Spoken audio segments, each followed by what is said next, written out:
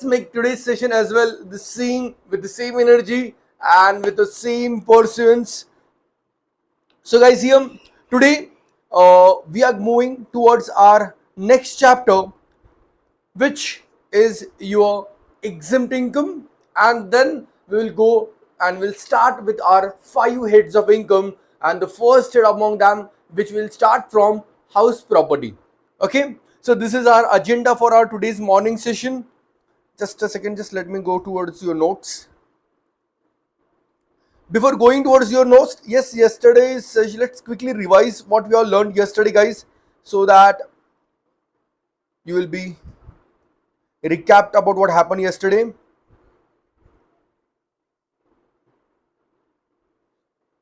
Yeah.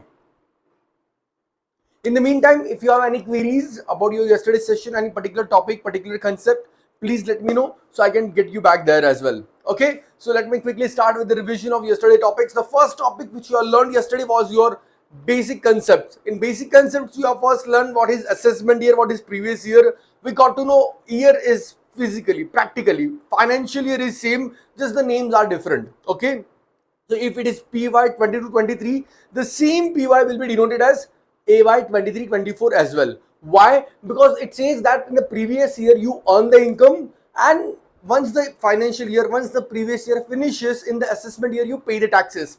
But here generally this happens like this. But if you remember, there were 5 exceptions where this used to not happen. Okay, in these exceptions, the people who earn the income in the previous year has to pay tax as well in the previous year itself.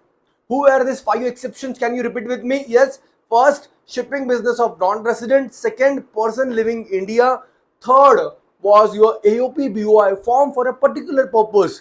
Fourth, someone is transferring property in a view to avoid tax. And fifth and the last one was, yes, fifth and the last one was what, guys? You remember it? A person living in India, sorry, discontinued business, right? So these were the 5 persons who, whatever income they earn in the previous year, have to pay tax in the previous year itself. Thereafter we have gone and we have seen different types of persons. Almost all the persons we knew individually. AOP BOI was a new. AOP was association of person which can have different type of person coming together. BOI was body of individuals where different individuals come together. You learn more in detail about this in your CA final, where you will see the actual taxation of AOP BOI as well. Okay, and there was HUF. In HUF, what we all learned was that HUF, the family is there, okay, and Hindu undivided family. In this family, whoever takes a birth will be co-partner. The add-on persons will be the members. All co-partners are members, but all members are not co-partner. A woman can be a co-partner in his father's HUF as well as a member in his husband's HUF. Right, everyone clear? Very good. Yes, further we have seen there were 2 schools of thoughts of law. One which says that the Karta should die, then only the property can be divided among all the members. But the other school of thought says that there is no such requirement. One gets the right in the property right from the birth itself. Okay. Going further, then we have seen all different slab rates. Okay, so slab rates for individual below 60 years, basic exemption is 2.5 lakhs, 2.5 to 5. Say the percentage. I am saying the slab, you say the percentage. Okay, you have to say your percentage. घर वालों को भी लगना चाहिए आप पढ़ाई कर रहे हो सुबह सुबह 7 बजे उठकर, right? So 0 to 2.5 lakh, 0% perfect. 2.5 to 5 lakh, 5%. 5 to 10, 20%, and 10 and above 30%. Very good. For the one who is above 60 or 60, the 0 to 3 lakh is very good. 3 lakh to 5 lakh, and 5 to 10, and 10 and above, perfect. Someone who is above 80 and above 80, जो इतने बिचारे पहुंच गए हैं यह साल तक, so for them again the rate is what? 0 to 5 lakh absolutely 0%, 5 to 10 20, 10 and above 30%. The surcharge for individual, the slabs, I'm just talking about the slab below 50, no surcharge. 50 to 1 crore 10%, 1 to 2 crore 15%, 2 crore to 5 crore 25%, 5 crore and above 37% tax surcharge they have to pay. Always remember, surcharge is tax on tax. And then you have to go for companies. The rate are 25%, 30%, 22%, and 15% for domestic manufacturing and domestic company. Okay, and the rest you will see on the turnover of 400 crore rupees. Thereafter, we have seen one interesting thing about the slab rates of your cooperative society: 0 to 10,000, 10%, 10 to 20, 20, 20,000 to above 30%, right? And then there were all surcharge rate for the respective companies, firms, LLPs as well. Okay, I'm not going into that detail.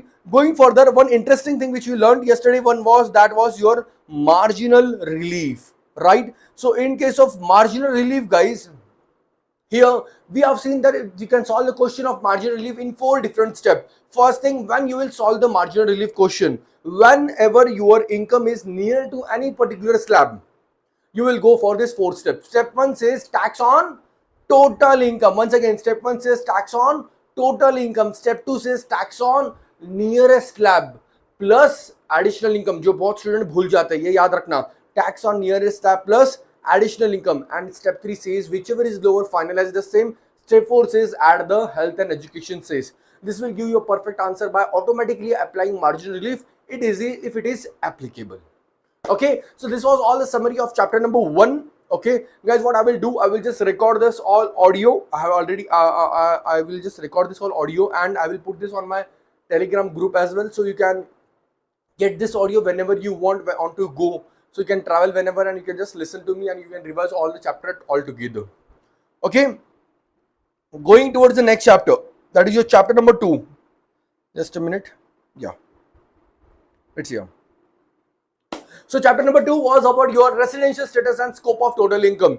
Here guys, what we have learned that individual's income tax liability will be calculated not as per the citizen but as per the residential status, which has nothing to do with the citizenship. In residential status, we give a person 2 chances to be resident of India. First chance is to be there in India in the current previous year for 182 or more days. If it doesn't satisfy this, we'll give one more chance to him to be resident of India, which is in the current previous year he should be there for 60 or more days. In last previous year he should be there for 365 or more days. Okay, and then we'll give him an addition. If we satisfy any one of this, then we'll put them into an additional condition. If we satisfy both of the additional condition, that would be a superb amazing thing. In that case, we would allow him what? We allowed him ROR status. If he doesn't satisfy both of the additional condition, we'll give him RNOR status. Everyone clear? और ये अगर पहले basic condition ही नहीं satisfy कर पाया एक भी, he will be non-resident. What are the additional conditions? That he should be in India for 730 days or more in last 7 previous year, and he should be resident. मतलब ऊपर की दोनों condition he should satisfy in last what, how many years? What do you say? In last 10 previous year, for more than 2 previous year. Okay, just a second, let me see why this is not getting connected.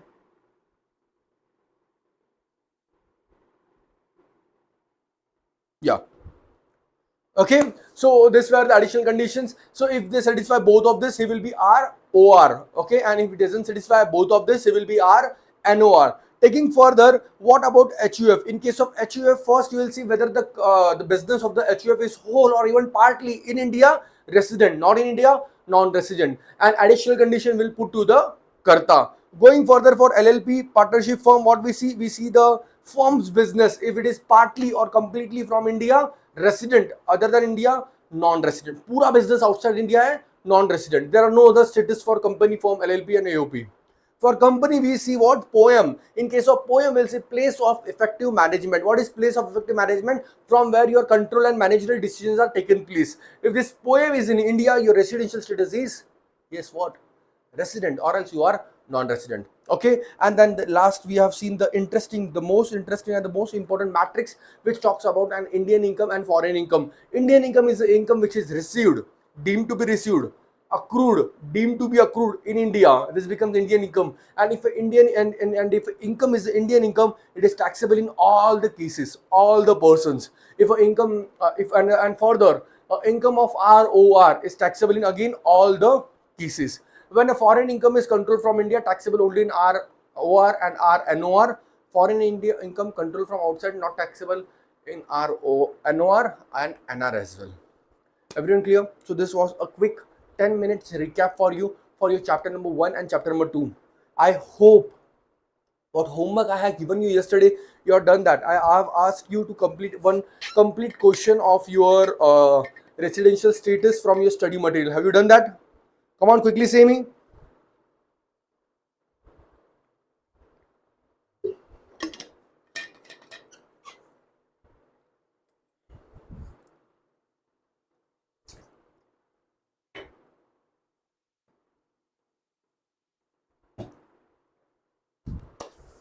Yes.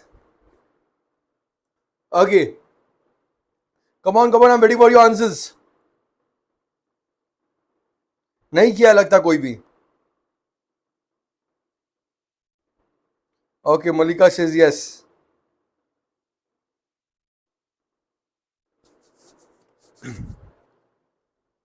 It's only Malika who said yes. मतलब सभी ने नहीं किया है. Very good.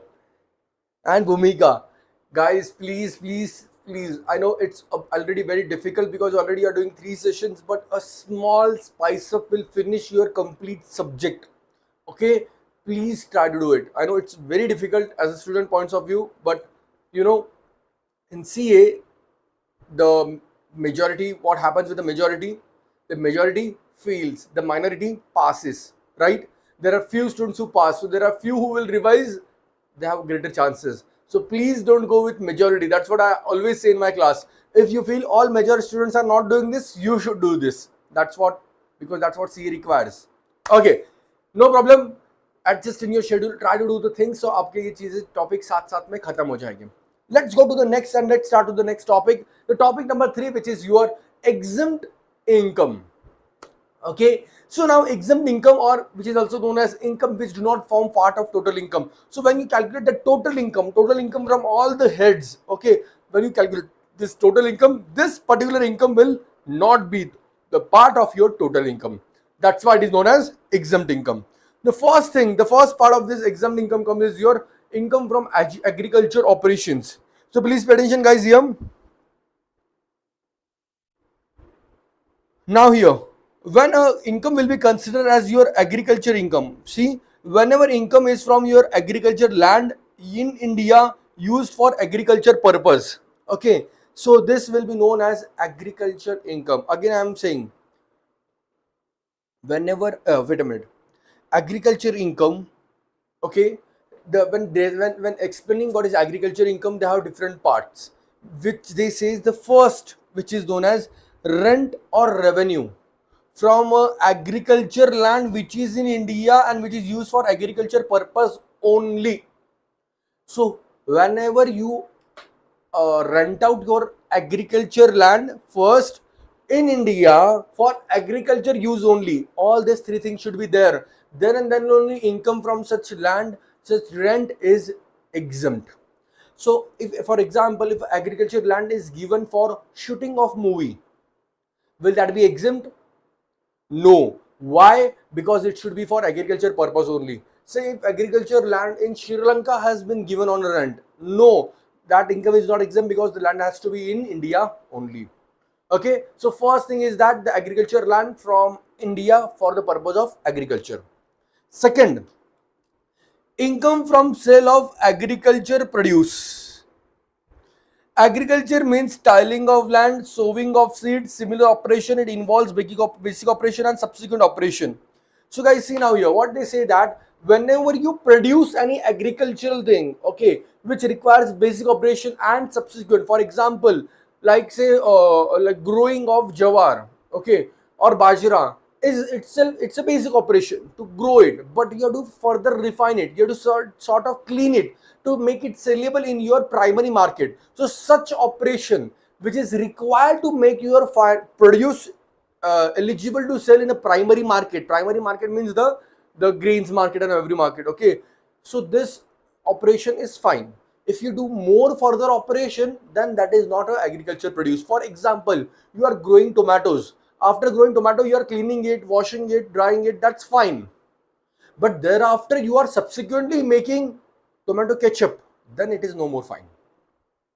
Then this is no more agriculture produce. Are you understanding? So your basic operation and subsequent operation until unless which makes your product sellable in the primary market is fine, it will be agriculture produce. Agar kuch extra kiya, so it won't be any agriculture produce anymore. Okay, so this two already we have seen, which is your identity, your agriculture income. The third thing which is in agriculture income is rent from a farm building required for agriculture purpose. Okay, so any farm building means any dwelling house which you have rented out with your land as well for the tenant to stay there. Okay, only for the purpose of dwelling. for, and he's dwelling there because for the agriculture purpose again. So in that case, such rent from such farm building will be exempt. So if you have a farmhouse which you rent to tourist, it is not exempt. If you rent to the tenant itself to whom you are given the farm, then it is fine. And last, income from nursery. So nursery means the selling of shrubs, small plants. If you sell them and you earn an income, even that will be agriculture income. So these are the four cases. These are the four cases when an income will be known as the agriculture income, and when an income becomes agriculture income, it is no more part of your total income, and hence it becomes exempt income. Everyone clear? Come on, please quickly repeat with me, revise with me all the four things. First is what, guys? First is your agriculture land in India for agriculture purpose. Second, you are making any agriculture produce. Third, I'm going to go in detail into this agriculture produce, don't worry. Third is your what do we say, dwelling, anything given on of agriculture land on a rent. And fourth and the last thing is your nursery. Everyone will remember all these 4 points? Okay, very good. Now let me go through your agriculture produce. As I have said you, whenever you make such operations which make your produce sellable in the primary market, such operations are eligible, and whatever income you earn by selling this in a primary market is absolutely exempt. But अगर आपने इसमें कुछ extra काम किया है, okay, जो extra काम से आपके प्रोडक्ट का पूरा आपके प्रोडक्ट का पूरा फॉर्म बदल गया है, okay, it has change the complete form, in that case that won't be eligible for agriculture produce. Okay, but here in a case, okay, I'm giving you an example which will solve, and with solving of this itself you will understand how you can bifurcate agriculture income and business income from one particular product when it is further processed. Okay, so for before going that, I'm going to draw certain thing. Please try to what do we say, please try to guess what I'm drawing. Okay, hopefully आप लोग guess कर लोगे.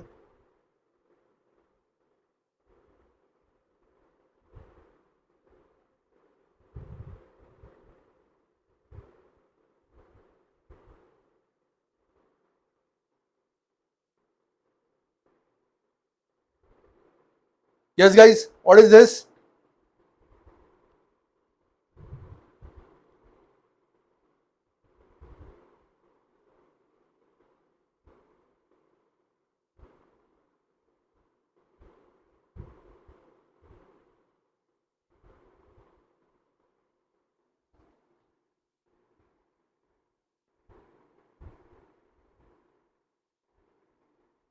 Oh, thank you so much, Avni.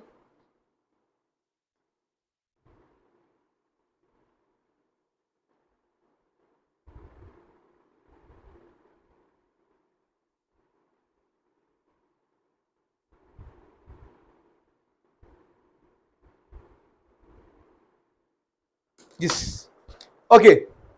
So guys, now here, see, you can see in an example with this beautiful drawing that what you are seeing, that the tomatoes has been grown, which was only guessed by Avni. Thank you so much for that. The tomatoes have been grown, and this tomatoes has been put into a factory for further process, and then it is turned into a ketchup. It may, the bottle may not seem to you a ketchup bottle, but it is a ketchup bottle. Okay. So now here, what happens, see, on this tomatoes you are not only doing a primary or subsequent activities are necessary to make it eligible to sell in a primary market, but you are making it further processing as well.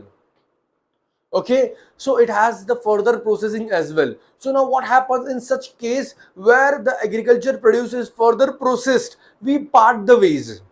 Okay, up to this we say, up to this we say, up to this we say it's agriculture income. After further process we say it is a business income. So how do we divide exactly this agriculture and business income? So everyone please pay attention here. See, say if tomatoes were grown at the cost of 50,000 rupees, okay, we see that when these were made available for the further process, what was the fair market value here before the process starts? What was the fair market value of these tomatoes? Say the fair market value of this tomato was 1,50,000. Okay, and then when we sold this ketchup, we sold this ketchup for 3 lakhs. Okay, so now what happens? The up to the fair market value, okay, it becomes agriculture income, and after that it becomes your business income. So guys, what would be agriculture income in this case? Can you please answer me? Okay, you try this. Can you please answer me what would be your agriculture income here?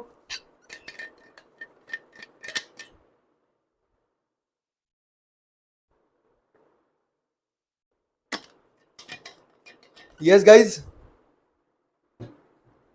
how much would be your agriculture income and how much would be your business income? Come on guys, keep answering. Don't sleep in between, okay? I can see you. Yes, yellow shirt, don't sleep in between.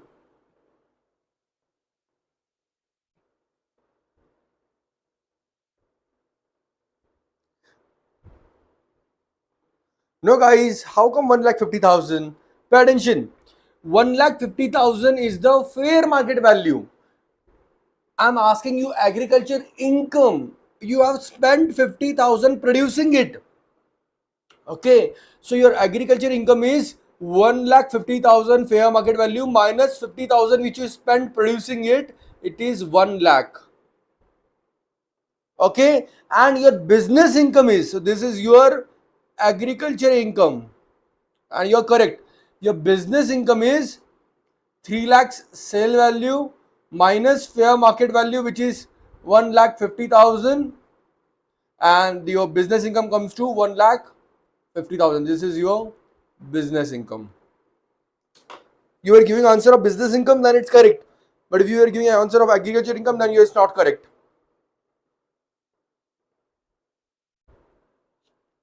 Yes, Anisha, perfect. Everyone clear? So to the value you put it into the further processing, you will check the fair market value. In question, they will specifically give you the fair market value. So take this fair market value and the cost which you are incurred. The difference is your agriculture income, and further the sale value minus the fair market value would be your business income. Everyone clear with this example? Yes, is everyone clear with this example? So if we talk as a formula, so it would be like this.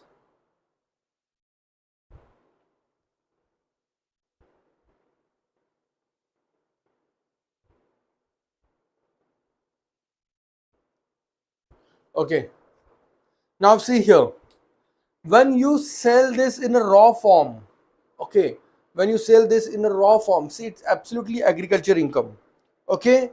When you further process it, in case if the process is compulsory to make it eligible in a sale in a primary market, no problem, agriculture income. But you do this optional process and extra work here, so your fair market value minus cost will become agriculture income, and sale of final product minus fair market value will become your business income, right? Okay, so this is in a way of formulas, but that was very logical which we played in an example.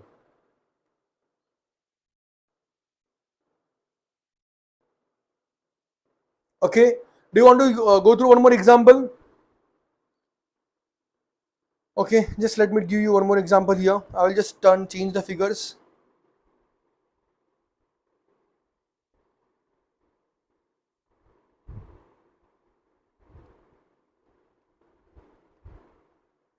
Say the cost of growing tomatoes is 2 lakhs, fair market value is 5 lakh, selling price is 7 lakh as ketchup. Please say me what is your agriculture income and what is your business income. Cost of producing tomatoes is 2 lakhs.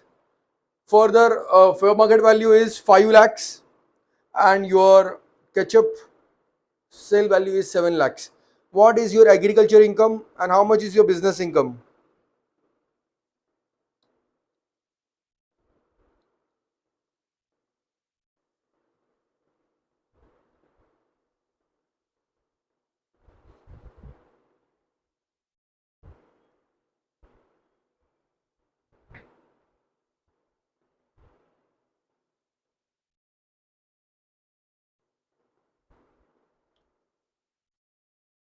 No, Shreya, you're doing mistake. The cost of making tomatoes is 2 lakhs and fair market value is 5 lakhs. Yash, yes, Zimba, you're correct. Bhumika, you're correct. Yes, Samitha, Vaishnavi, very good. Very good. Perfect. Okay. So everyone is very, very clear with this. Upon this, there is one example in your study material which you can go through, guys, later on. This question number 1. It's quite interesting question which you should definitely go through later on, which will give you a very complete understanding about this particular concept. Now going to next is your, now in certain business, the 4 types of business, there was problem. What was the problem? That it was difficult to qualify how much is agriculture and how much is business. So government has themselves given a perfect percentage, direct percentage. If you do this process, this much percentage of your income will be agriculture, this much percentage of your income would be business. What are this particular thing? So first, growing and manufacturing of tea. Okay, so if you grow and you manufacture tea, in that case business income is 40% and agriculture income is 60%. So you will see final sales value and cost of making it. The difference is the income. This total income will be divided into 2 parts: business income 60% and your what do we say, agriculture income 40%. Okay, further, Rida, it's 2 lakh. Business income is 2 lakh, not 5 lakh. 7 lakh minus 5 lakh, income will be 2 lakhs. Next, income from growing and manufacturing coffee. If you only grow and cure, that's it. You only grow the coffee and you cure the coffee. In that case, your agriculture income is 75% and 25%. Further, if you grow, cure, roast and ground as well, if you do all these 4 process, in that case your agriculture income would be 60% and business income would be 40%. So if in example they ask you about coffee business, and you have to specifically see that what they are doing with coffee, either they are only growing it or they are growing it, curing it, roasting it and further grounding it. Okay, in that case the agriculture income would be just like tea, coffee. Okay, but if the coffee is in a very raw form, in that case it is 25-75. Last, income from growing and manufacturing of rubber. In case of rubber, the business income is 35% and agriculture income is 65%. So you can simply remember tea, coffee 40-60. Okay, but coffee is only grounded and cured, in that case it is 65 75-25, and the last one is in case of rubber 35-65. So this 4% you have to learn it as it is. There is no other option to this. Now in exam what will happen? You know, abhi to aap learn kar loge. Exam mein, when you will sit in your examination hall, you will remember that tea, coffee was 40-60, but you will be confused. Sir, what was 60 and what was 40? Which is business income, which is agriculture income? So always remember the higher one. Always remember the higher one is agriculture income in all these 4 operations. Everyone clear?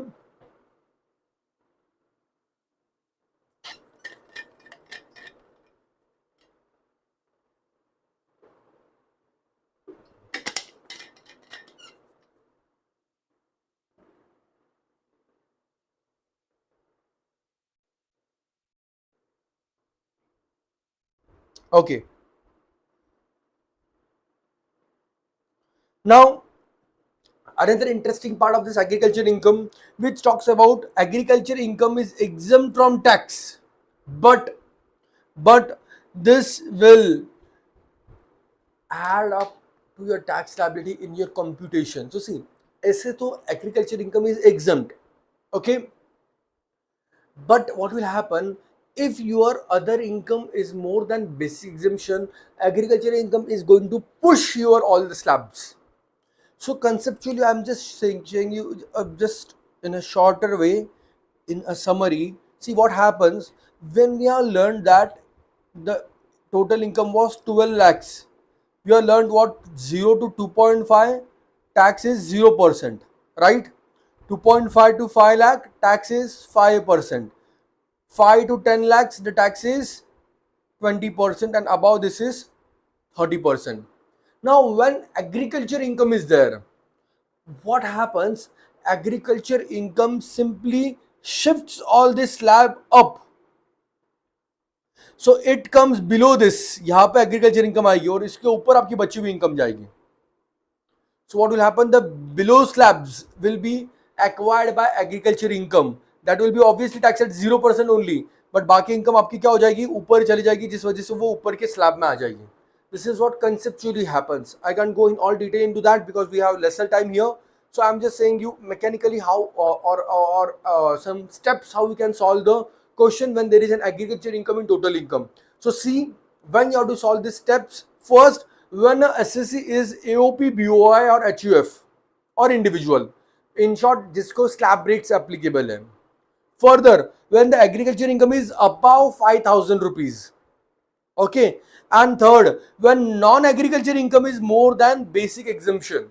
If these three conditions satisfy, in that case you will do taxation by following these four different steps which I am going to teach you now. Okay, once again I am saying you, first when the SSC is individual, HUF, AOP, BOI, basically to whom the slab rates are applicable.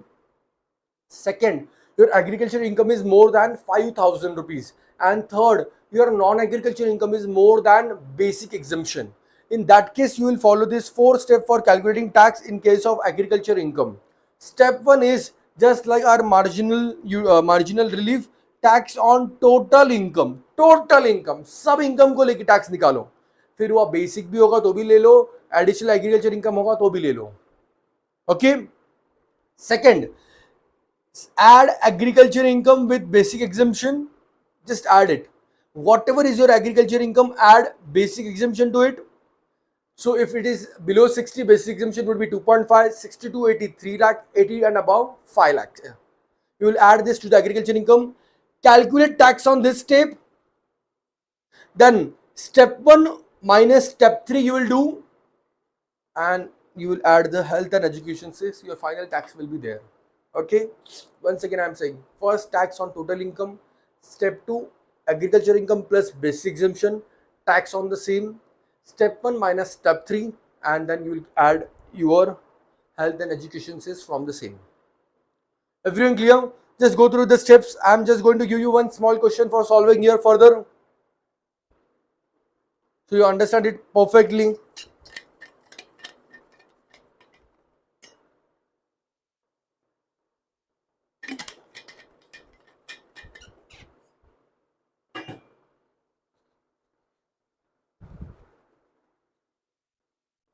Okay, say me, if someone is having age 25 years, non-agriculture income is 12 lakhs and agriculture income is 3 lakhs. Is the individual? Yes. Is the agriculture income more than 5,000? Yes. If the non-agriculture income is more than 2.5 lakh? Yes. So please go for this. Just do one thing. Make agriculture income 5 lakhs. So total income is 17 lakhs. Please solve this using this step or the step which you have learned, whichever is easy for you. Give me the final answer. How much would be tax for this individual having 12 lakhs as basic income and 5 lakhs as your agriculture income?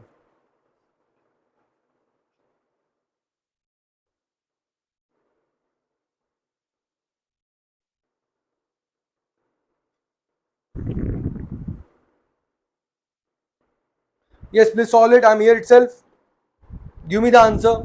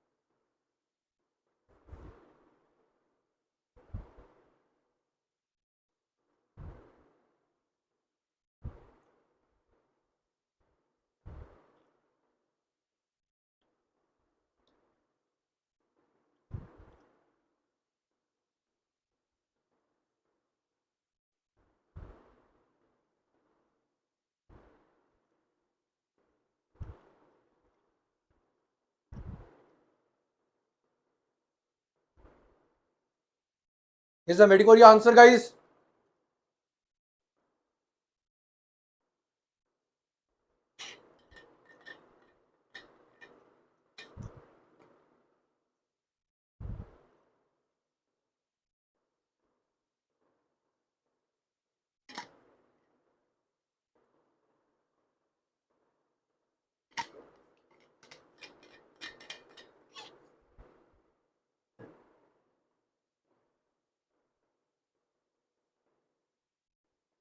Okay, I got some of the answers here. Very good.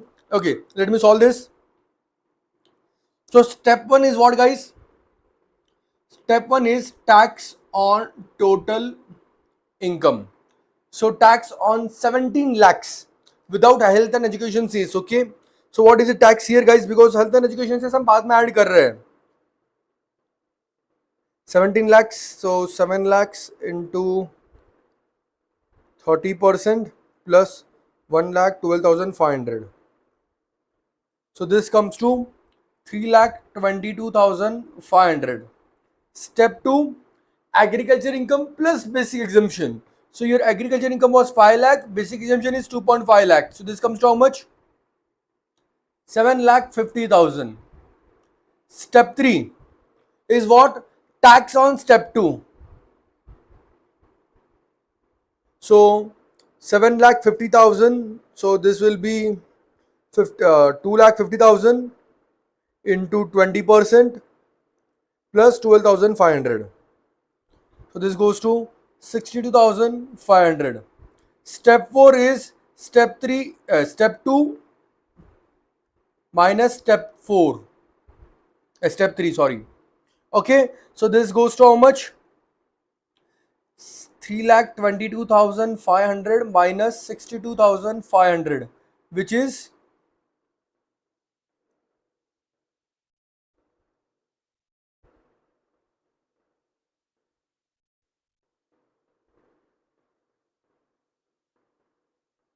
2,60,000, and you will add 4% health and education cess into this, and your tax goes to 2,70,400.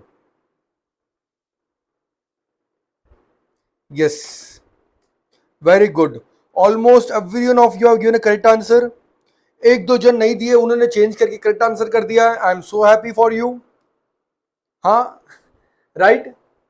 Okay, very good. So this is how you can easily solve a question when there is agriculture income and agriculture income is above 5,000. Further, plus your total income is agriculture income, non-agriculture income is below basic exemption limit, above basic exemption limit, and you are individual HUF or AOP BOI. Okay, perfect, very good. Okay, so this was one wholesome big exemption of your this chapter. Rest all exemptions are very simple and are one liner. Okay, so that's all about agriculture income. Hopefully you all have understood it very much nicely. I have tried to give the best from my side. Let me know if anything has to be particularly repeated. For meantime, I am going forward. Now the next exemptions is, now these are one liner exemptions. The one first, income received by member of HUF. So what happens? HUF में already income tax हो रही है. Okay, you have learned the income tax rates of HUF. You have learned the residential status of HUF. So the members, when they are getting the income from the HUF, it is no more taxable. Understanding everyone? Because HUF is already getting taxed. Further, similarly is with partnership firm as well. Partnership firm is already getting taxed. So when the partners get the income share, not salary, okay, salary is taxable in the hands of partner. When the partners get the profit share, okay, this profit share is exempt in the hands of partner from income tax. Okay, but salary is taxable. Further, interest on money outstanding in an NRE external account. Now see, when there is a non-resident person is having some external account outside, so from income from such account is also exempt for you. Further, now see, we have learned, if you remember yesterday, we have learned the condition that whenever the services are rendered in India, even though salary paid outside India, when the services are rendered in India, it is what? It is it is deemed to be accrued in India. But to make this certain people out of this scope, see, they have given this exemption that remuneration received by a foreign diplomat, consulate and their staff. Okay, so whatever remuneration is received from a foreign diplomat, US का कोई diplomat India में रहता होगा, whatever salary he is getting, he will be not taxed in India if the same remuneration received by our corresponding government official is also not taxed in their country. Further, the above mentioned officer is only doing the duty of which is allowed to do. उसके अलावा he is not engaging himself in a business.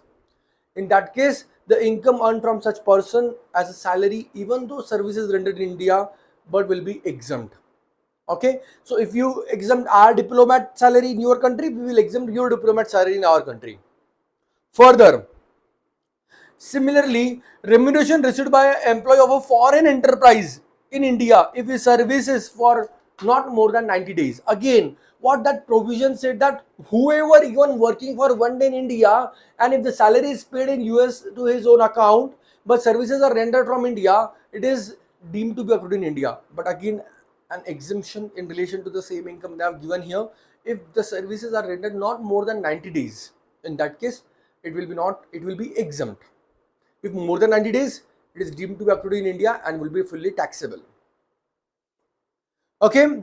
Further, services in connection with employment on foreign ship, if the total stay in India does not exceed 90 days. Again same, अगर कोई foreign ship में अगर services देता है, वो foreign ship अगर India में 90 days से कम है, इट्स फाइन. पर अगर इंडिया में 90 डेज से ज्यादा है, it is more than 90 days in India, then it is again taxable here. Further, remuneration received by foreign government employees during their stay in India for specified training in connection with government. So specific training was arranged by our government for which their employee came here. So whatever remuneration they get in for certain period, this will be not taxed in India. For example, say for G20 summit, some of the other country people have say came into India and been stayed for 2-3 months as well. Okay, so as they have came for specific event by government of India or training by government of India, the salary of such person would be not taxed in India. Okay. Further, income arising by way of royalty from or fees from technical services to NTRO. Whoever gives services to NTRO, okay, what we say, National Technical Research Organization, and we pay them royalty, these are exempt. We won't tax them here. Further, payment to Bhopal gas victims, compensation, this is again very important. Compensation received on account of disaster from central government, state government or local authority only. In examination for confusion, they will give you say some NGO, some local people, some other people, local community. This all is not included here. When you get compensation only and only from central government, state government or local authority because of some disaster happen, this compensation will be exempt from your total income. Again, if received only by these three people. So for example, if railway pays you some compensation for any mishap, in this case this won't be taxable, this is exempt. But if some local community pays you for such incident, that is going to be fully taxable. Okay. Further, payment from Sukanya Samruddhi scheme. So this was a new scheme just launched few years back. So whatever maturity payment you get from this scheme is absolutely exempt. Educational scholarships, if you get it from any person, it is absolutely exempt. Payment to MPs, MLAs for daily and constituency allowance. Please remember this. This is one of the MCQ favorite question. In case of MPs and MLA, their salary is taxable not in the salary head, but where? Yes, can you say me? Where the MPs, MLA salary is taxable? In which head?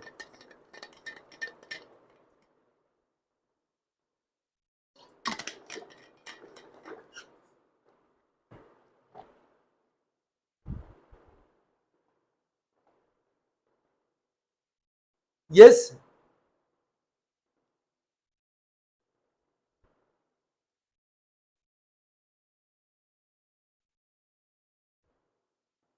Come on, everyone, say me. In which head salary of MPs, MLA is taxable?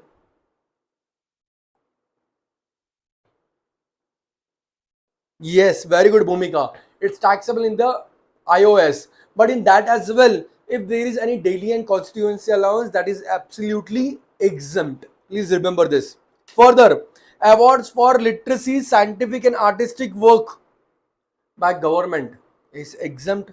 Pension received by individual who have been in service of central or state government has been awarded. Pension of only and only persons who are awarded Paramveer Chakra, Mahavir Chakra, Veer Chakra. In examination, they confuse you by saying they have been very nicely awarded, central government awarded, but no, the award should be only this Paramveer Chakra, Mahavir Chakra, or Veer Chakra. If they have been awarded this and the pension has been paid for these persons, in that case, it will be also exempt from tax. Further, and last, second, any income, see, pay attention here, it is also very interesting. The following income which accrue arises for a Sikkimese individual, the person living in Sikkimese individual, okay, would be exempt from income tax if the income from any source in the state of Sikkim or income by way of dividend and interest. Up in MC question, one of the favorite question is that they ask you the income of Sikkim, only and only the income from other sources is exempt for Sikkimese individual. It's not like that. Income from any source is exempt. Further, income by way of dividend and interest is also exempt. If they are Sikkimese individual. Further, however, the exemption will not be applicable to a Sikkimese woman who after 1st of April 2008 marries to a non-Sikkimese individual. So even if she is living in Sikkim, but an individual is not a Sikkimese, in this case the exemption would be removed. Okay, so a Sikkimese individual, whether men or women, will get an exemption in the income if they are Sikkimese. Further, any source of income with dividend and interest as well. Everyone clear? Just go through it once. Say me if you have any query so far.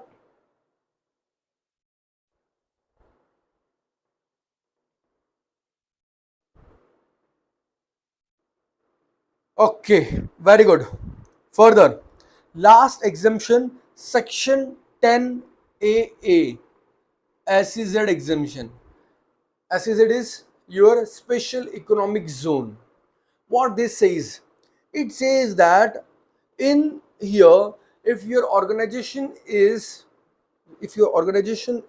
company is established in SEZ, so in proportion of the exports, we will exempt you tax.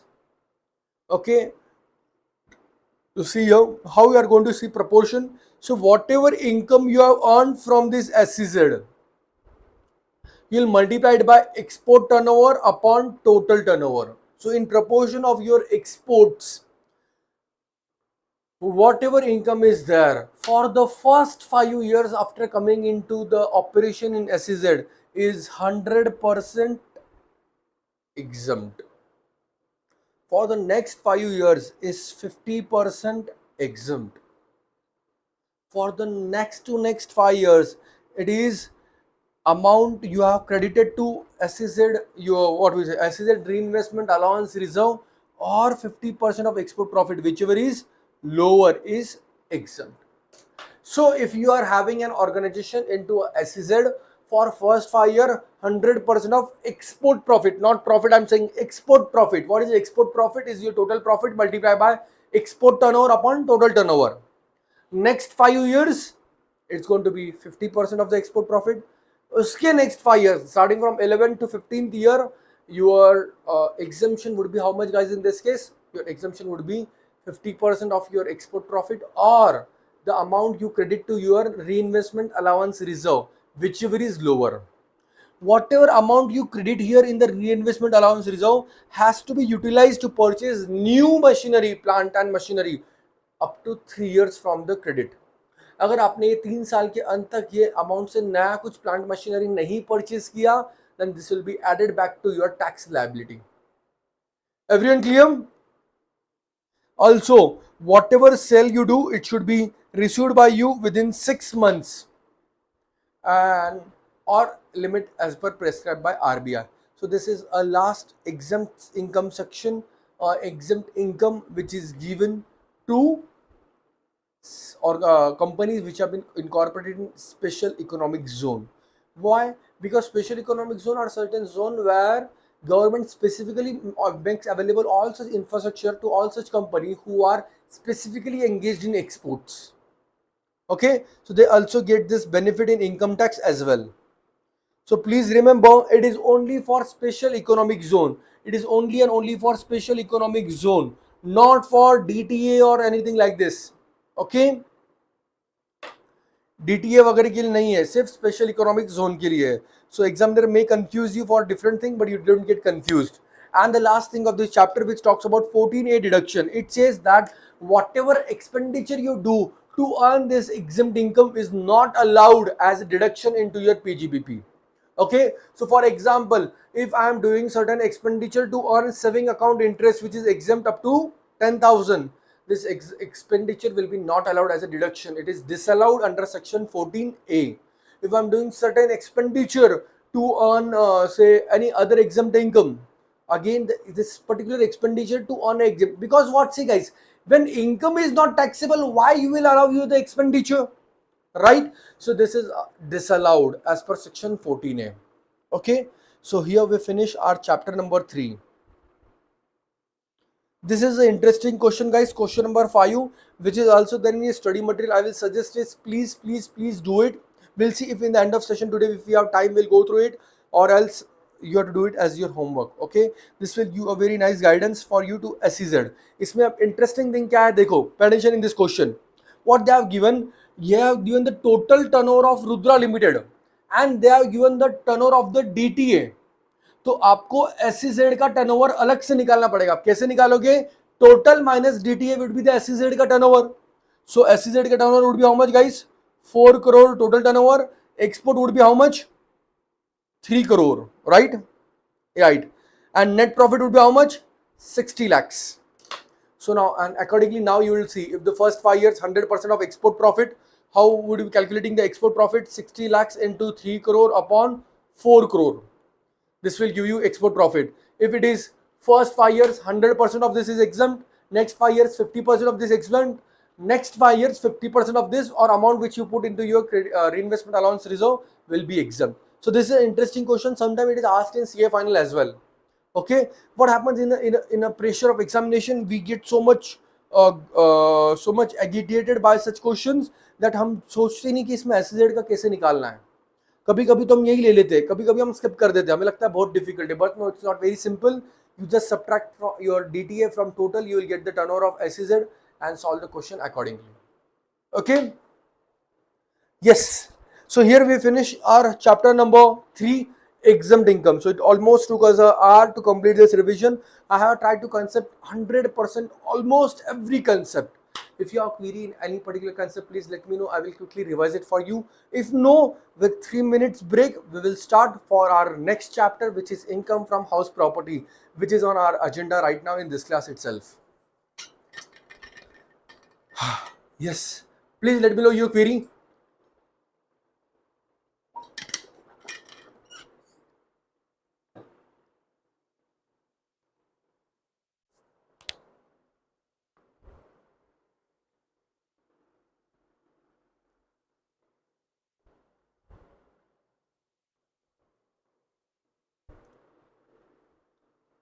Yes, let's take a break of 3 minutes. Until that, you also go drink water, have some tea, coffee. Anyways, I know you would be having मेरे class के साथ साथ में, but still मेरा काम है आपको बोलना. Further, you have query, please message it. Please message the topic. I will take that as well. In the meantime, I will just fill my bottle back.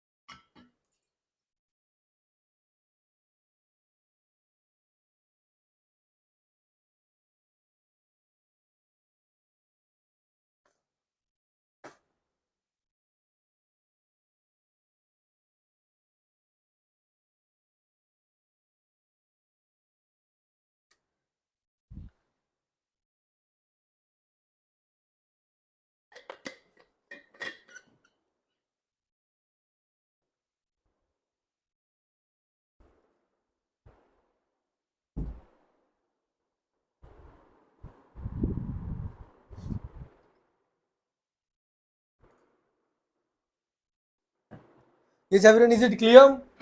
Same here, it is just no. Yesterday you guys were much more active than today.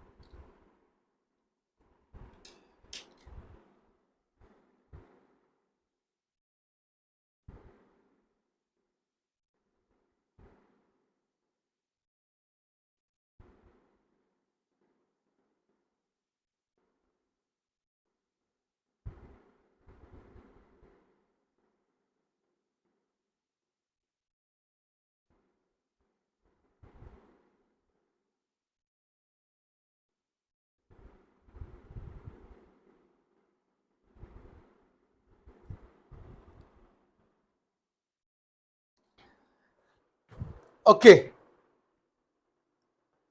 it seems many of you are in deep sleep. You do not want it to be disturbed. Okay, guys, come on, stay active. Last few days remaining for your examination. Give it your all in. Just a month to go, right?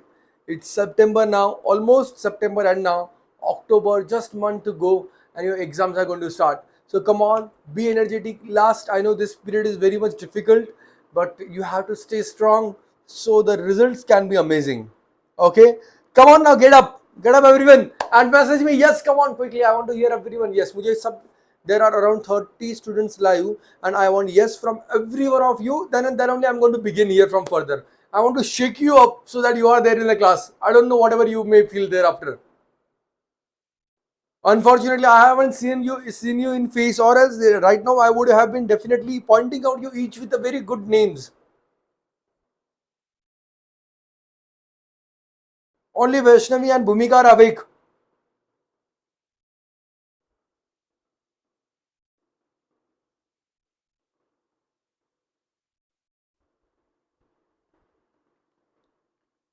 Yes, yes, Moksha, good morning. Yes, Samita, good morning. Yes, Shika, Malika, and Aditya. Very good. That's nice. Okay. Yeah, now you are awake. Now it seems the class is really going on. वरना सुबह सुबह 7 बजे आप भी परेशान, मैं भी परेशान हो रहा हूँ. Pay attention. Let's start with our next topic. Topic number 4, which is your income from house property. So now, guys, we are entering into the 5 heads of income. A good thing about this 5 heads of income, that if your income is not there in all these 5 heads of income, you are lucky enough. Your income is not taxable. Okay, but there can't be any such income which is not there in this 5 heads of income, right? Why? See, as soon as you become CA, what you will get? You will get salary. Once you have collected a good amount of salary, what you will do? You will purchase a house property, right? Once you have a great, good, beautiful house, a beautiful, amazing salary, you will turn, say, to go for a business or profession, right? And then when you sell, purchase such more houses, you will get a capital gain. And अगर कुछ बच गया है आपका, तो वो आ जाएगा आपका fifth head of income, which is your income from other sources. Okay, so your income is going to be taxable in any way out. इसके बाहर आपकी income बच ही नहीं सकती है. So until unless the income tax has given you specific exemption, your income is taxable, which will be there in any one of these 5 heads. Right now, first I'm starting with housing property. Okay, in the next session at 11, I will start with salary, and if time permits, definitely time will permit, it's 2.5 hour, so we'll go for capital gains as well. Okay, tomorrow we'll complete PGBP, one complete session, and then we'll move on so accordingly. So now coming to house property. So any income, see now, all these 5 heads of income have a door. What is door? Door means to get into this head of income, they have some trigger point. If you push this trigger, then only you can enter into that particular head. So for entering into house property, there is a door which says that two conditions are required. If these two conditions are fulfilled, your income will be taxed under this head. What are these two conditions? First condition is that you should have a house property.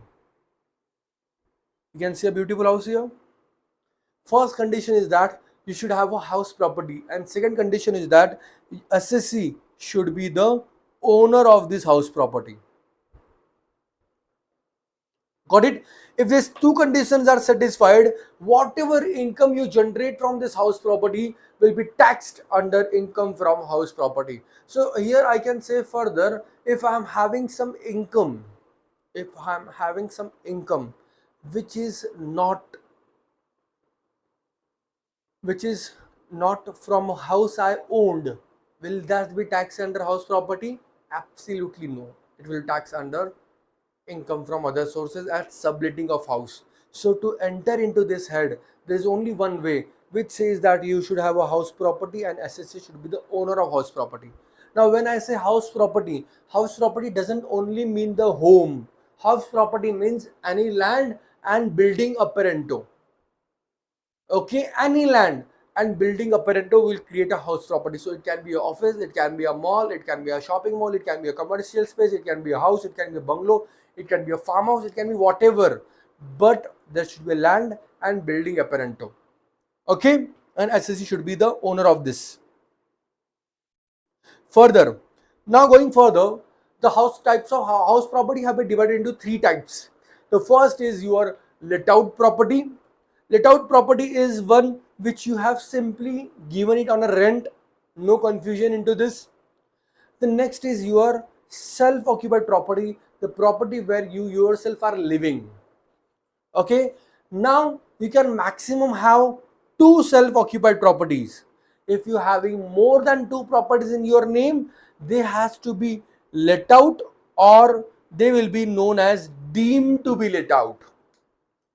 So here in this case, pay attention. We have learned about three properties: let out property, self-occupied property and deemed to be let out property. Self-occupied property can be maximum 2. इससे ज़्यादा होगी तो आपने either उसको let out कर देना है or else it will be considered as you have let out them. Deemed to be let out.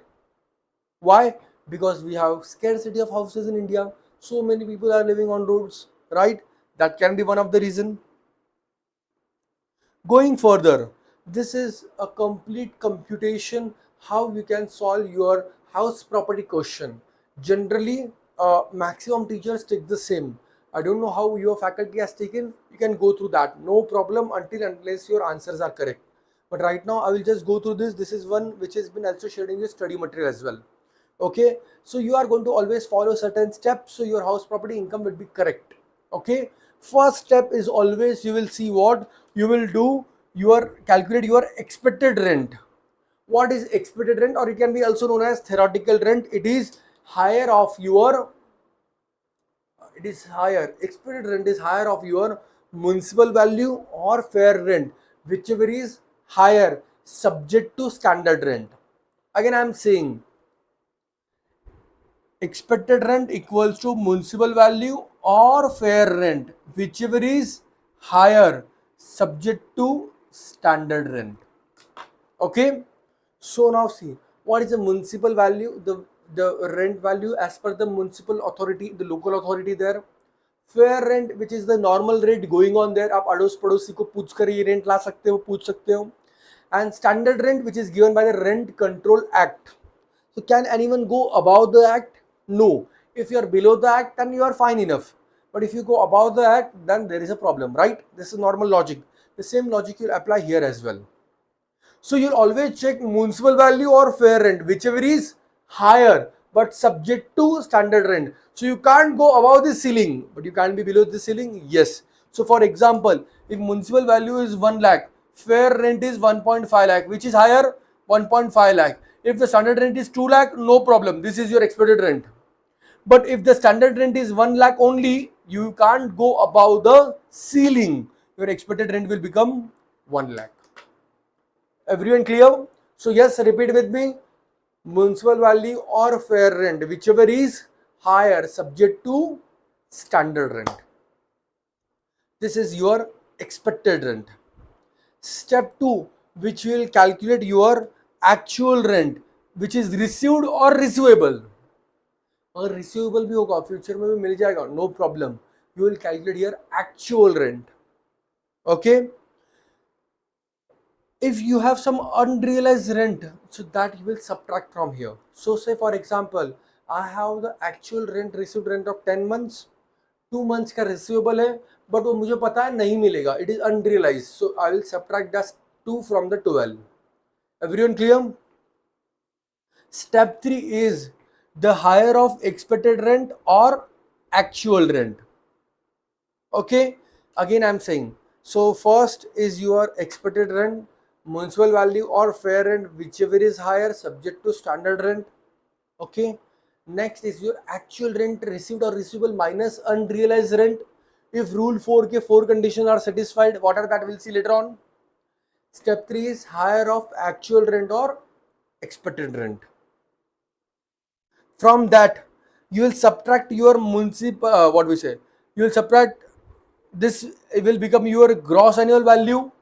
From that you will subtract your municipal taxes which are actually paid by the owner, not the tenant, by the owner during the previous year.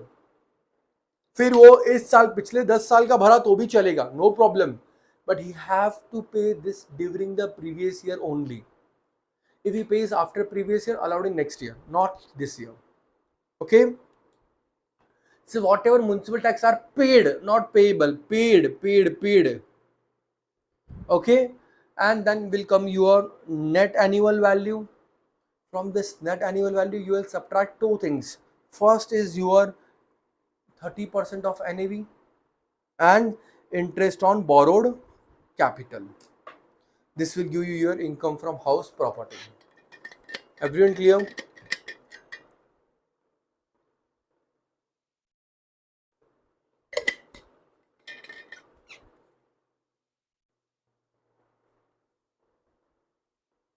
Now please remember, you always take the 30% of NAV.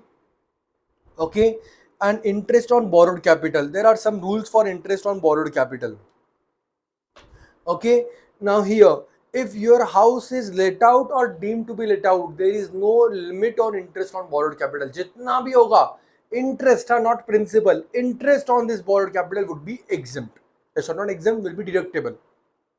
Okay, further, in case of SOP, self-occupied property, you will check when your property is occupied. If it is after 1/4/1999, okay, and you have taken this loan for construction or purchase, okay, and if you are taking for construction, the construction is completed within 5 years of taking the loan, your limit would be 2 lakhs. If none of this satisfied, your limit would be 30,000. So again I'm saying you, we are at the direction of section 24A and B. A is 30% of NAV, no problem. B is interest on borrowed capital. So you will see what kind of house property you have. If the house property is if the house property is let out or deemed to be let out, the deduction here is unlimited, no limit on the deduction for your interest on borrowed capital. If your house property is self-occupied, in that case you have to check if your house property is after 1/4/1999 and loan has been taken for the purpose of construction or purchase, and construction has been completed within 5 years of taking loan. In such case your limit would be 2 lakhs or else your limit would be 30,000. Everyone clear? Go with this format once, try to read it very much nicely, carefully. I'm giving you 1 minute time. This format or whatever format you have learned, go with that once peacefully so it get revised.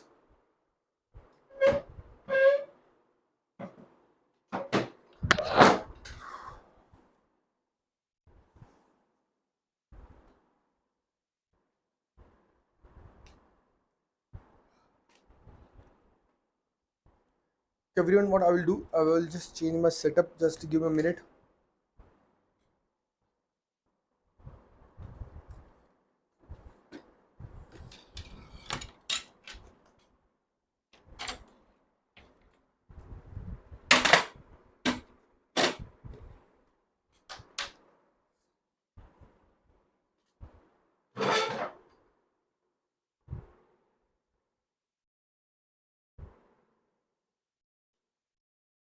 Yeah, is it there comfortably?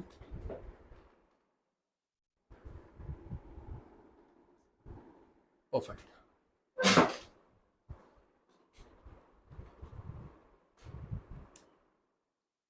I don't know why I'm tired, a bit tired today.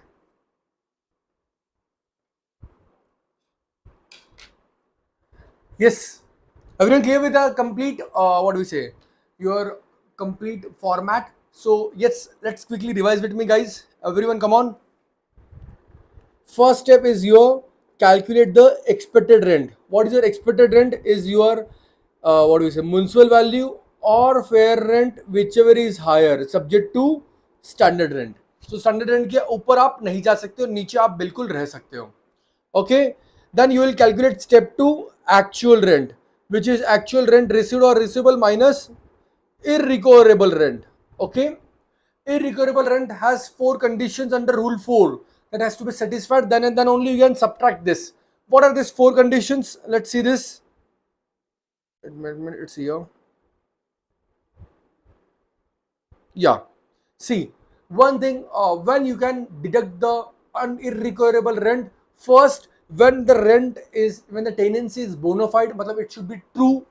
Okay, there should be no fake thing in here, because we are allowing you to subtract from your actual rent. Step 2, it should be, how should, अब जिस जो आपको rent नहीं दे रहा है उसको बोलो भाई घर से बाहर निकलने के लिए. The house should be vacated. Step 3 is that the tenant should not occupy. ऐसा नहीं होना चाहिए आपने एक घर से निकाल के उसको दूसरा घर दे दिया. And step 4, you should take such measures for recovery. So आप पहलवान लोगों को बुला लो, make such measures for recovery of the rent. Okay, if these 4 conditions are satisfied, then you are allowed to subtract the irrecoverable rent from your actual rent received or receivable. Okay, step 3 is higher of expected rent or actual rent. This becomes your gross annual value. You will subtract municipal taxes paid. Always write it in the same form, municipal taxes paid. So automatically your answer would be correct. You will get your NAV. You subtract from these deductions under section your 37, what do we say, 37A, right? 24, sorry.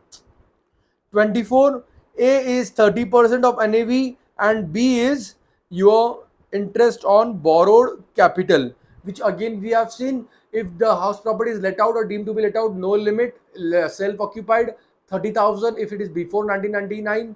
After 1999, if construction or purchase, 2 lakh is the limit. If you have taken this loan for renovation, furnishing, painting, the limit is only 30,000. For self-occupied, deemed to be let out, no such limit is there. Okay, guys, please be clear with this.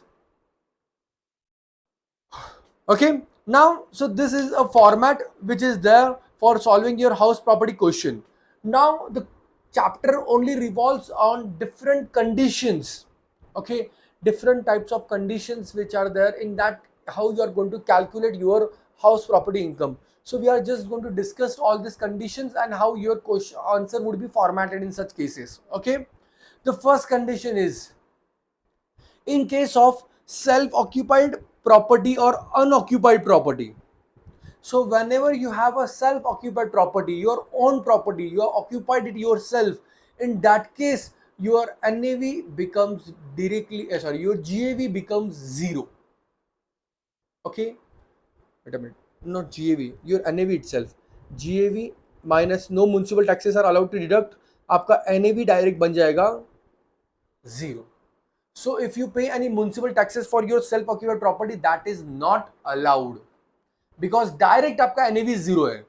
NAV 0 है तो 24A का deduction क्या रहेगा, वो भी 0 ही रहेगा, 30% of NAV. B का deduction क्या रहेगा, interest on borrowed capital, which has a limit of 30,000 or 2 lakh as per the case. Everyone clear? So this is how you are going to calculate your income from a self-occupied house. Next is your unrealized rent and recovery of unrealized rent. If you have any unrealized rent with you, okay, so if section rule 4 conditions are satisfied, you are allowed to deduct this. Okay, so that's what only the case there. Next is when a house property is let out for part of the year and self occupied for part of the year. Okay, when the house property is let out, just a second. Yeah, when the house property, what happened now, so during the year starting from 1st of April to 31st of March, say from 1st of April to say 6th or say 1st of April to 30th of June, it was let out, and then I have decided to go myself and stay there. So after 1st of July to 31st of March, it is self occupied. In this case, what you will do? So in this case, you treat it as normal. Wait a minute. Treat it as a single unit. Now here, do not, you won't get any concession here. See here, ER for the whole year shall be taken. So in this case, do not do any subsidy for your ER. ER for the whole year will be taken. It's not like that ER आपका सिर्फ 3-4 महीने के लिए ही लेगा. No, expected rent would be for whole year. Actual rent would be what was actually received. That is only for the month of April, May, June, 3 months.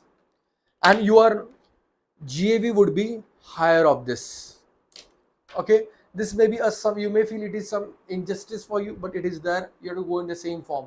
So your expected rent will come for the total period, actual rent will come for only actual period, and the rest process will be same. So if the let out property for the part of the year is self occupied, part of the year let out, do not any go for any concession, solve the question normally. Okay, next is when a let out property is vacant for the year. Now vacant, now see there is difference. Earlier the property was self occupied for the part of year. Now the let out property is vacant for the year. Here the language used in law is quite confusing. See what is the language used here. Where the let out property is vacant for the part of the year and owing to vacancy, the actual rent is lower than expected rent, then the actual rent received or receivable will be the GAV of the property. Now see what they have said, that because of vacancy, if you are getting a loss, because of your vacancy, your actual rent is lower than expected rent, then no problem. Actual rent would be your GAV. So what you have to do in such question? These are a tricky question, interesting question, and one of the favorite part of your examiner as well. In such question, first you write expected rent. What is expected rent? Municipal value or fair rent? Come on, do with me. Municipal value or fair rent, whichever is higher. You write here actual rent. Okay, whatever months it may be. Say if it was only given for 8 months, 9 months, 7 months, whatever it was actually rented out. Actual rent plus you do here vacancy rent. So even though your house is vacant for 2-3 months, but if it would be not vacant, how much rent you would have generated? Just write it down here. Now compare this. It's an equation.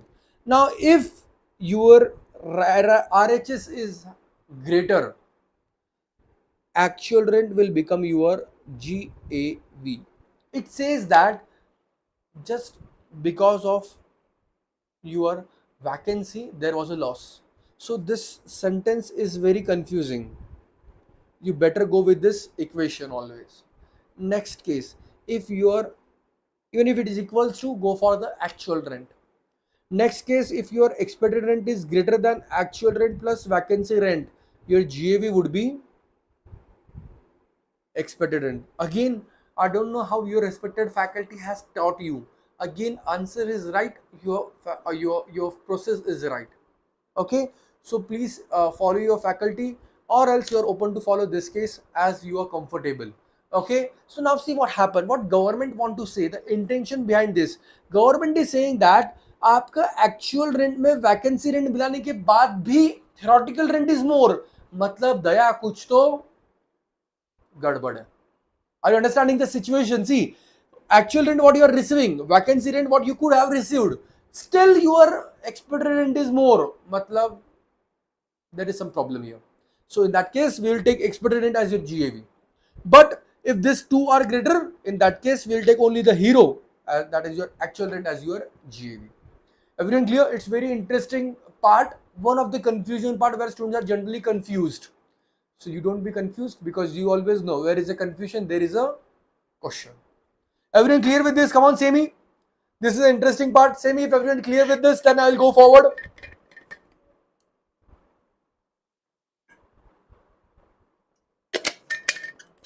Don't make me shake you again. वरना इस बार मैं घर पे आके आप सबको check करके जाऊंगा.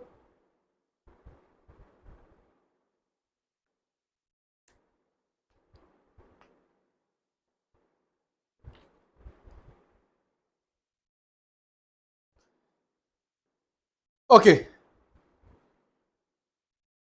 Forward further. If you now let's see two examples. See here, monthly rent was 20,000. Expected rent is 1,92,000. Okay, vacancy is 3 months. So see now, always you will write down the equation. Very good. I'm so impressed by everyone's reply. Everyone is awake. Thank you so much, guys. See, it makes so much happy. Have you felt my energy has gotten low even though I am sitting here? No. So please, even don't your energy get low. Stay same. Expected rent you will compare with actual rent and vacancy rent. What is your expected rent? It is given in the question 1,92,000. What is your actual rent? Actual rent, see, 3 month it was vacant. So actual rent आपको कितने महीने का मिला होगा? Only 9 months, right? So actual rent is 1,80,000. How much period it was vacant? 3 months. How much rent was for the vacant period? 60,000. So add this up. What is the total? 2,40,000 is the total. Which is higher? This side is higher. So what becomes your GAV? Your GAV becomes your actual rent itself. Everyone clear? This is how you are going to solve this question. Very interesting. Generally, students are not able to do this because they are confused, but you should definitely do this. Next example, see, monthly rent 3,000, expected rent is 1,95,000. In this case, see, your expected rent is higher than total of these two. So what is your GAV? Your GAV becomes your expected rent itself. So from the GAV, you will subtract municipal taxes paid, will give you NAV, you will subtract 30% and you will subtract interest on borrowed capital. Everyone clear? Okay. Next situation. In case of a house property, a portion let out and a portion self occupied. मतलब क्या? मतलब आपका घर एक ही है,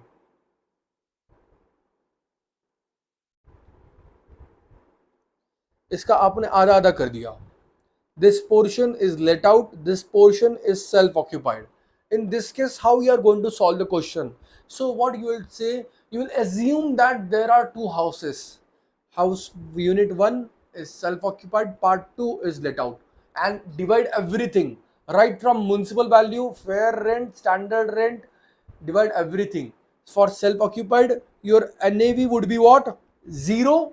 For let out, you will do all the different calculation, but don't forget to divide all the calculation in the respective share. Okay, so you have to see in a question how much percentage is self occupied, how much percentage is let out. Accordingly, you will decide the percentage here. If it is equal, whatever it is, just treat at two different unit in the questions where the house property is a portion is let out and a portion is self occupied. Everyone clear? Next, in case of deemed to be let out. So guys, when a property gets deemed to be let out, for example, say if I have a flat in Pune, I have a flat in Mumbai, I have a flat in Goa, I have a flat in Udupi, I have a flat in Mangalore. Hypothetical example. Because if really I would have so much flats, I don't think I would be here. I would be enjoying somewhere here or here or here, right? Or in Mumbai.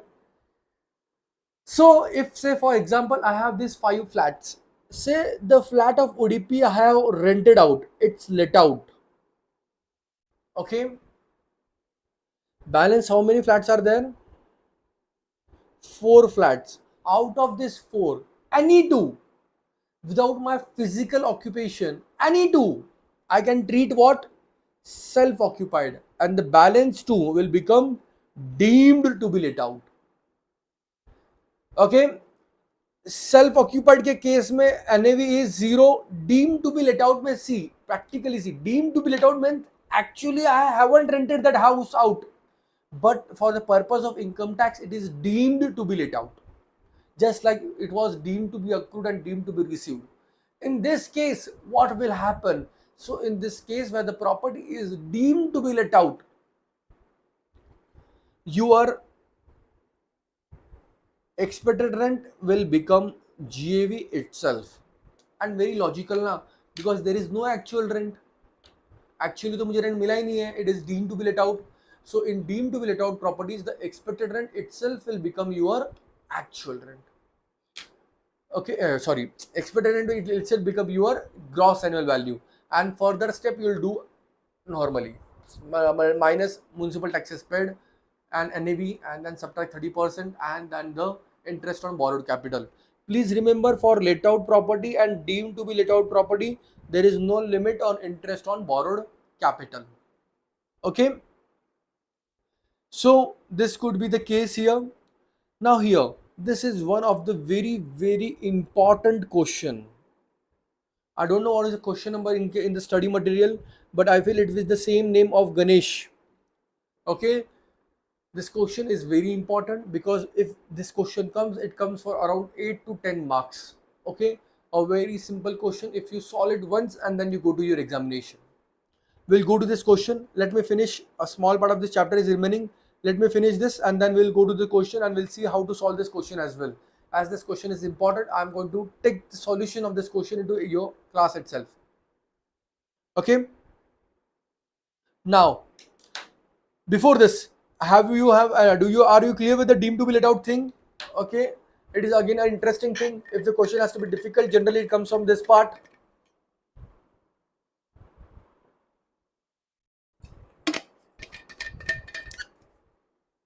Okay, the next case is when a house is held as a stock in trade. मतलब क्या? मतलब there is a builder who has made a building. He have sold 2 houses. Rest 4 houses are his stock in trade. Means his inventory. Means it is lying with him which are not sold yet. So what this provision says, pay attention. In such case, the annual value of such property are nil. The benefit is available only up to 2 years from the end of a financial year. So see this, the benefit of NAV nil to a builder who has houses in stock in trade is available for only 2 years from the end of financial year when the building was completed. So for example, if the building was completed here in year 1819, so from the end of this financial year, 2 years, this is the NAV would be considered zero. After that it will become deemed to be let out for the balance year. So it says that builder should sell his property at least in 2 years from the end of the financial year when he has made this. Even if then it is not able to sell this property, then we'll consider this as deemed to be let out properties, and then it will be taxed in the hands of the builder. Everyone clear? Yes. So to whoever it is in stock in trade, please remember, whenever the house is completed from the end of that financial year, so in our example, the house was completed in 1819. So from the end of this financial year, 2 years, it is NAV zero. Thereafter, it will be taken as deemed to be let out if you haven't sold it. Okay. Last part, if you recover any irrecoverable rent taken earlier. So as per rule 4 condition, earlier years when you haven't recovered some of the what we say, some of the amount as a rent, okay, but later on in future they come back and they pay you this rent, the irrecoverable rent is paid to you. In that case what will happen, see, whatever rent is paid to you, you take that, you take a 30% 30% allowance, and the balance would be taxable. So if someone comes back and pays me 50,000, 30% would be allowed a deduction. Why? Because this is already a deduction we give under section 24A. So this is 30% is how much? 15,000 will be allowed a deduction. The balance 35,000 would be taxable in income from house property. Everyone clear? But there is an interesting condition here, that when I was taking this as a irrecoverable, say the government official allowed me only 30,000 as irrecoverable, and he said 20,000 is not allowed, sir. If this happens, in this case, in future, if you recover, say, in future from this 50,000, I have recovered, say, 30,000. So first I will minus from here, and the balance would be only taxable. मतलब जितना आपका disallow कर दिया, पहले दूसरे दुश्मनी निकालो, जितना डिसअलाउ किया, you subtract that from your areas of rent, and then the balance you get taxable. If it was not disallowed, all was allowed and on your deduction, then whatever you receive later on, it will be completely taxable after 30% deduction. Everything clear? Okay, and thereafter the last thing here is concept of joint ownership. So when you have a house all together with some more persons, it is a joint owned house, and in this case, if this house is let out or deemed to be let out, what you do is you solve the question normally. Finally, whatever answer comes, whatever income from house property comes, divide it among all the owners.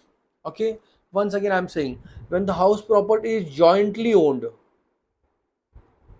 in this case, if the house property is let out, solve it normally, and the final income whichever comes, divide among all owners. Okay, but if the jointly owned property is self occupied, solve separately for all the co-owners, and every co-owner will get the limit of 2 lakh or 30,000 respectively. Okay, so that's why you have to separately calculate all for separate, all the co-owners living in the same house. Everyone clear? So this is what happens when a jointly owned property is there. Let out है तो कोई tension नहीं है, पूरा let out का rent लो और finally income को आपके सारे ओनर में डिवाइड कर दो. सेल्फ ऑक्यूपाइड है, then calculate this question separately for all the owners. Okay, further if you are receiving a composite rent, composite rent matlab you are in cities nowadays, what happen, the people don't only give the house on rent, they also give furniture on rent as well. If there is a composite rent, and if agreement is separate for furniture and for house property, so for house property will go in house property, for other assets, rent for other asset will go in income from other sources or PGBP if it's your business. Okay, if it is a composite rent which includes a part of for property and a part of your furniture, electricity, electric equipment, everything as well. And if agreement is separable, if agreement is not separable, put everything under your income from other source, don't let it come into your income from house property.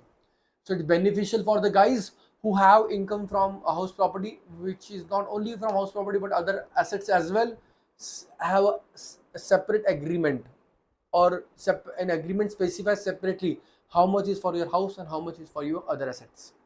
For house will go in HP, for other asset will go in income from other sources.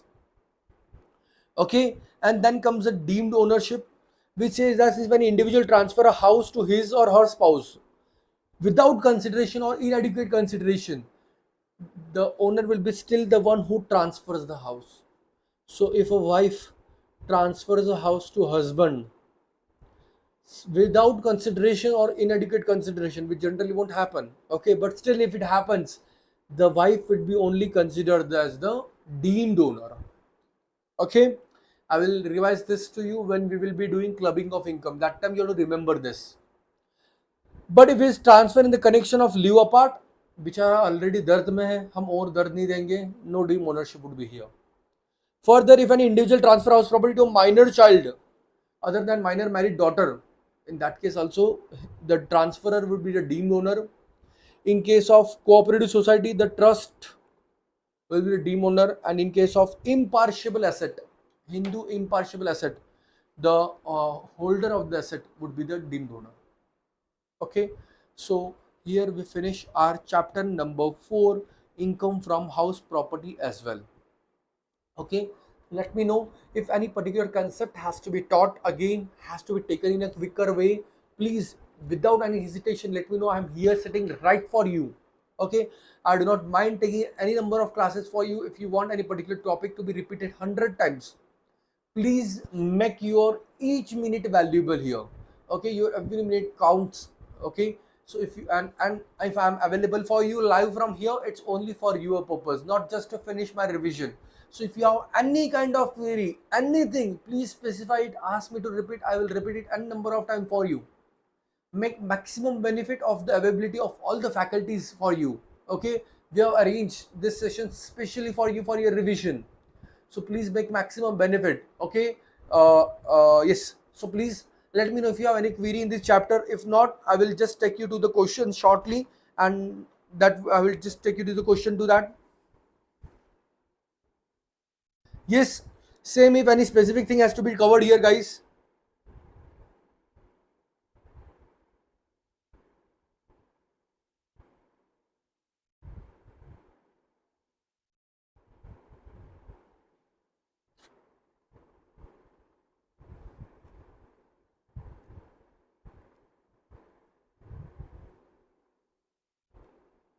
Yes, same here, anything has to be covered or you are clear, guys?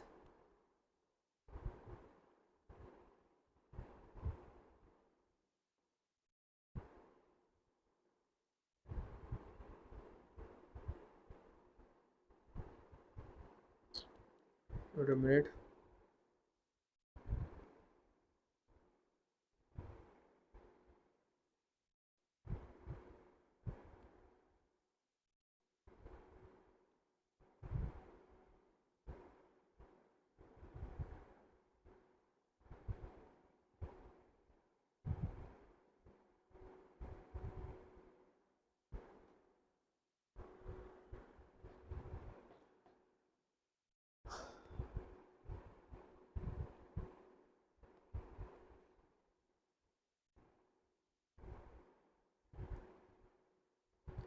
Everyone clear?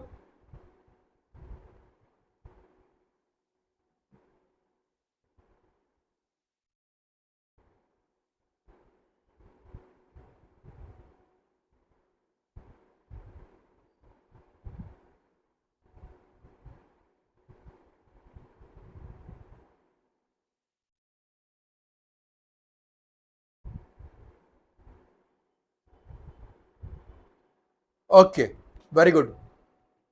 So let's come to this question, guys. See what this question asks you. It's from your study material only, illustration number 8. Okay. See, Ganesh has 3 houses. All of these are self-occupied. But how much maximum self-occupied house you can have, guys? 2. And the good thing is that any 2 you can have. You do not need to see a physical existence which you are having. So what we'll have, we will obviously have the 2 which is having maximum GAV, because that will give maximum benefit to your client. Okay. So see here, the value of house 1, house 2, house 3 has been given to you. So in this such house where the option is upon you to treat any 2 as self-occupied and 1 as deemed to be let out. So you will take that 2 houses which has a maximum GAV. So your step 1 is that you consider all the houses as self-occupied. And step 2 is to consider all the houses that are let out and calculate your GAV. Okay. So see here, step 1, considering all the houses as let out. So this will help. So you have to try different combination. पहले हम treat करेंगे 1 2 को self occupied and 3 को let out. 1 3 को let out, 1 3 को self occupied, 2 को let out. So we'll try all the three combinations here. So for this you should have all the data. So step 1, consider all the house let out, create all the data. Step 2, consider all the house self occupied, create all the data. So see here, step 1, they have considered all the houses as the let out one. So if it is let out one, so there is no limit on interest on borrowed capital. So see, municipal value or fair rent, whichever is higher, 375 is higher, but subject to standard rent 350. So 350 is your expected rent. Further, 360 or 275, whichever is higher, 360. What is your standard rent? 370. You're under ceiling, no problem. 360 will become your GAV, right? Next, 330 or 380, whichever is higher, but subject to standard rent, which is 375. So 375 becomes your GAV.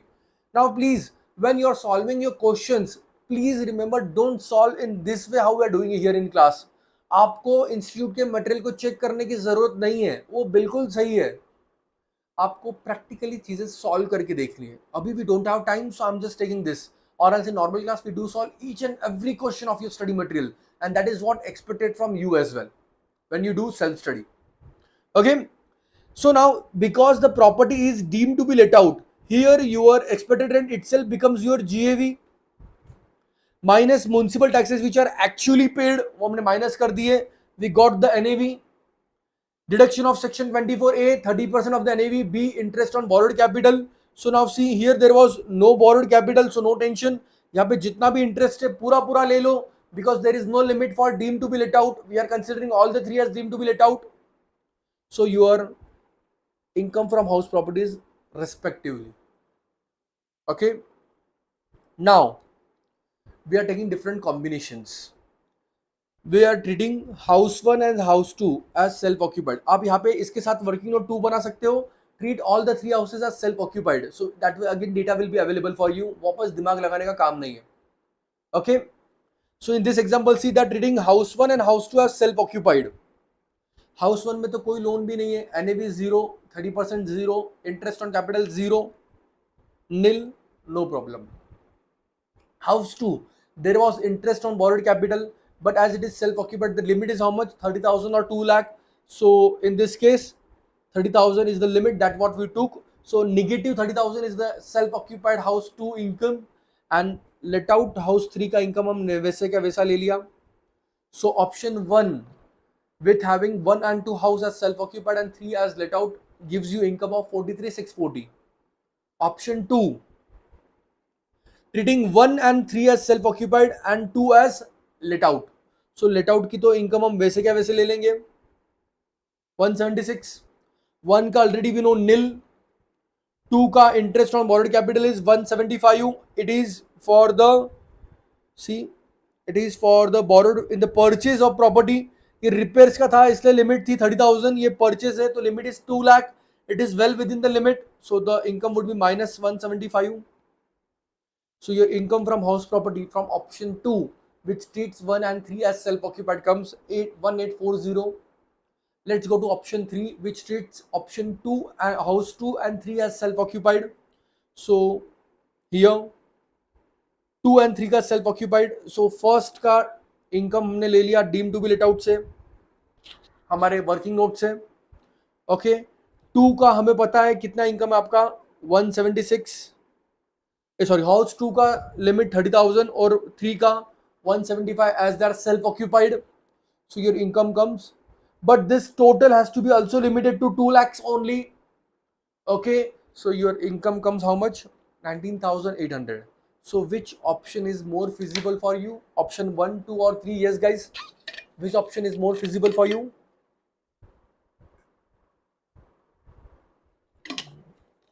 Not only feasible, but which option gives you the lesser profit? Yes, option 2. So that's what we'll opt for, and we'll opt for the client as well. So in such questions which gives you, authority to choose any two house as deemed to be let out. So in this case, what you will do step 1, consider all houses as deemed to be let out. Do a working note. Step 2, consider all houses as self-occupied. Do a working note. Okay, and then you will take all combinations, the combination which gives you least tax, that's what you're going to finalize. Now see, the question is quite simple, but when such question will altogether come as a surprise to you in examination, it will become difficult for you to solve in the pressure of examination. So such questions you should star mark them. So once you go through them, you know the process, then it's quite easy for you to solve in the examination. So if this question comes, it comes around 8 to 10 marks. So you get a bonus 8 to 10 marks with just a simple question like this, which you should not never miss. Okay, so you know the process, you know the steps how to solve this, and that will give you definitely a great marks in your examination as well.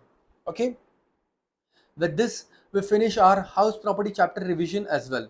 The next session, okay, in the meantime, please let me know again if you have any problem or not, or any particular thing has to be repeated, including the vacancy wala rent. एक बार मैं vacancy वाला repeat करता हूँ because generally students have confusion there. What you will do whenever the vacancy word comes, not irrecoverable rent. Irrecoverable rent is different. That has to be simply subtracted from the actual rent if rule 4 conditions are satisfied. Whenever the word vacancy comes, आपके दिमाग का बत्ती जलना चाहिए. You know how your दिमाग बत्ती looks like this. Okay, as soon as the word vacancy comes, you have to go for the equation. Write down the equation.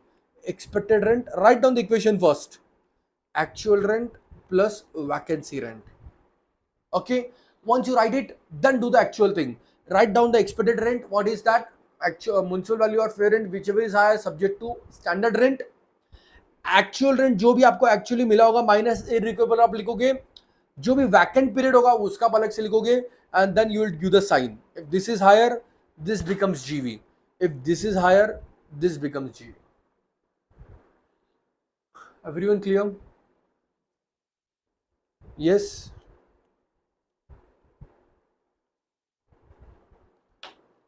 So this is in case of vacancy. So say me, is everything fine? I have tried my best to take all the concepts of this chapter. Okay, I will suggest that what question we have just done right now, go with that. It will help you a lot. Okay, next session we are having right now today itself at 11. Okay, so in this session we will do our, we'll start with salary and we'll do capital gains. Okay, so this will be there from 1 to 1:30, or see, let's see if we can go to 2 as well. Okay, so that's what we are going to do at 11. It may happen I'll be late for this session by maximum 2 to 5 minutes, so please stay there. I am going to be there, the session is going to be there, and we are going to take the same. Okay, that's it for now. Thank you so much for your patience hearing. Let me know if you have any queries in the next session start as well. No issue at all. I'm always available for you at your fingertips. Okay, also guys, when you are preparing, if you have any doubt, okay, for while solving any particular thing, you can just WhatsApp message me. Just WhatsApp message me on 7293 292 291. Okay, you just WhatsApp message me. I will be definitely promptly trying my best to give you a reply at the earliest. Okay, so that's how you can connect me for any of the query you have. Rest, you have all faculties as well, the local faculties, no problem, all respected, everyone is fine. However you are comfortable with any of the thing. Okay, that's it, we'll stop here for now. Thank you so much. Bye bye, take care, see you at sharp 11, not sharp or 5 minutes late, by 11. Thank you, take care, bye bye guys. Yes, in the meantime, if you have any queries, please ask me. If no queries, you can go off. Thank you. Bye bye.